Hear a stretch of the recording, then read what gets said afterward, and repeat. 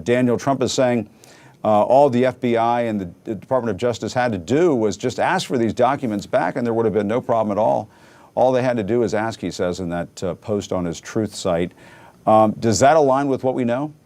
It does not at all align with what we know, Jim. We know that there was an effort over many months, not only by the Department of Justice, but prior to that by federal records authorities to get these documents back. We know that before this search warrant, there was a grand jury subpoena seeking documents.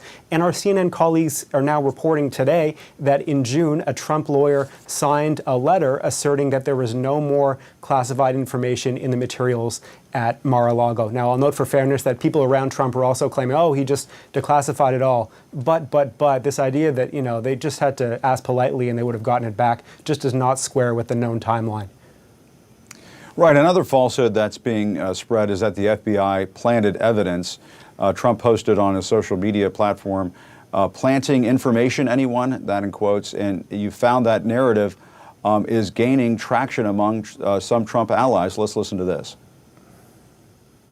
We know they doctor evidence. We know they plant evidence. Yeah, sure. We know they hide evidence. We know they lie. We know they leak. For example, do I know that the boxes of material they took from Mar-a-Lago, that they won't put things in those boxes to entrap him? How do we know that they're going to be honest with us about what's actually in the boxes? How do we know that was in the box before it left the residence if the lawyers weren't allowed to see everything? Yeah, Daniel, I mean, some are saying in Trump world, the documents were declassified. There's no problem here, they were declassified. And then you have others saying that they were planted. I mean, were they declassified before they were planted? I mean, it sounds as though they have a strategy here of just throwing the ketchup against the wall and see what sticks. That's what I wrote in my piece for CNN.com today, Jim. They're throwing everything at the wall, and maybe some group of Americans will believe one defense, another group of Americans might believe a totally contradictory defense, and so there's just no basis for any of this. This idea of planted evidence has been conjured out of thin air, but it seems like one of the 5 or 6 or 7 or 8 things they're going with right now. And there's also a lot of this whataboutism.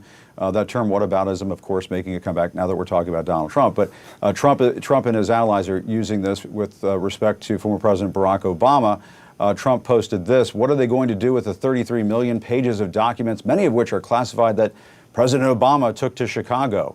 And Daniel, you did us a service here, as you always do, fact-checking this. You dug into this claim. What did you find out?